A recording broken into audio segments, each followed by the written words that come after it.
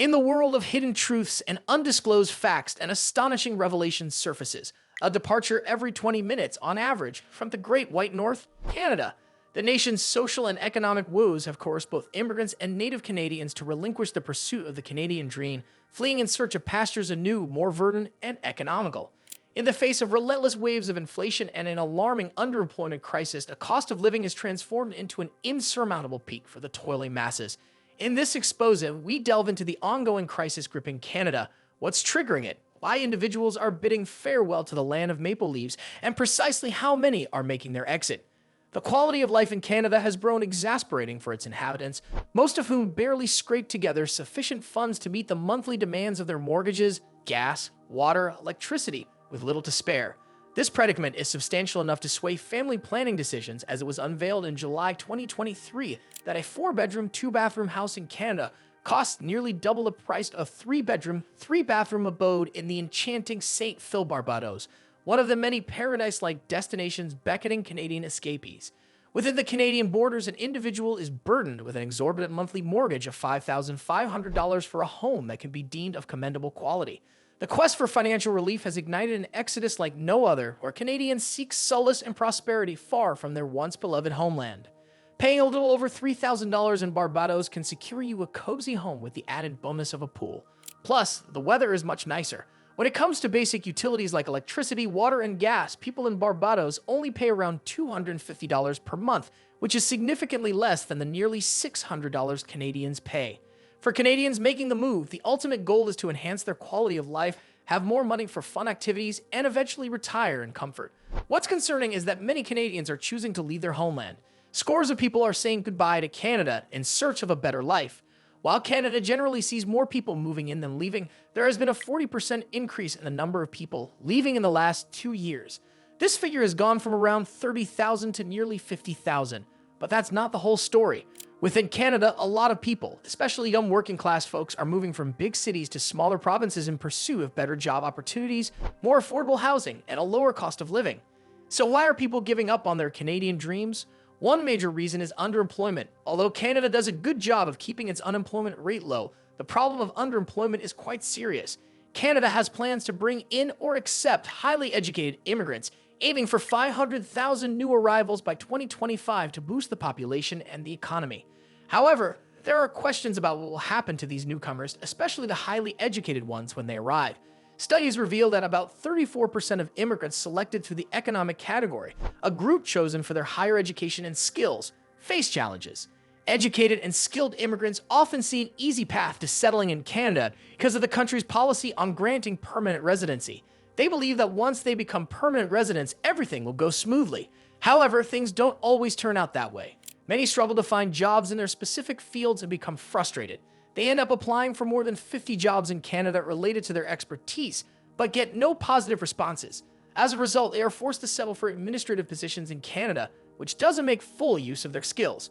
This situation is a common occurrence in Canada. The country lures immigrants with a straightforward route to becoming permanent citizens, but often fails to provide the suitable employment to keep these newcomers satisfied.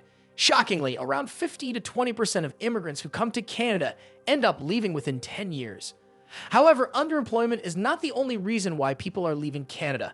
The housing issue is a significant concern for both citizens and immigrants. They worry about being underemployed and underpaid because they can barely afford decent housing.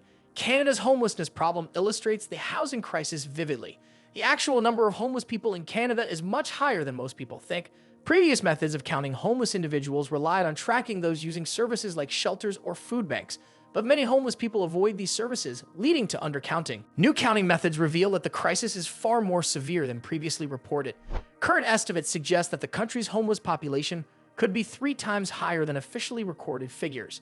Canada's homelessness problem is getting worse. You might have noticed trailer homes and tent cities springing up all over the place.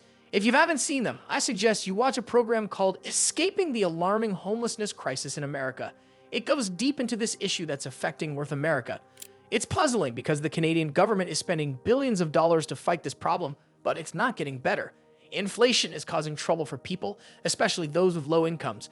Prices for things like gas, groceries, and rent have shot up. For example, the cost of renting a place to live across the country went up by 7% between 2021 and 2022.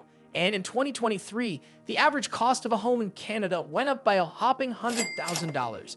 Now it's sitting at a staggering $760,000. Even a small down payment costs $38,000, and a 20% down payment is $150,000, which is almost impossible for people who are already underpaid and struggling. The rent is so high that people are having to make tough choices. About 85% of a person's income goes toward food and shelter, but with these rising prices, soon 100% of their income won't be enough to cover both. In short, the housing crisis is unusual.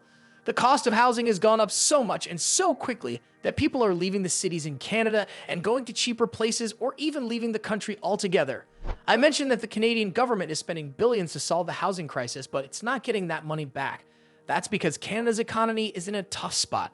The country's market has dropped by 17%, and the Bank of Canada raising interest rates has made things worse. In April 2023, inflation and the consumer price index went up by 4.4%, which is even worse than some of the most pessimistic experts predicted.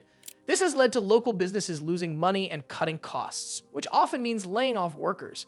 Unfortunately, immigrants are usually the first to lose their jobs. Because of all these problems, Canadian citizens are looking for better opportunities elsewhere. Another reason people are leaving Canada, or certain parts of it, is the harsh climate. Immigrants who come from warm places like South America, Africa, or Southwest Asia might not be used to Canada's freezing cold weather. They get disillusioned with the climate and decide to go somewhere else. If you know more about this social crisis in Canada, please leave a comment and share your knowledge. Also, many immigrants feel lonely because they miss their own culture. This loneliness is one reason people are leaving Canada.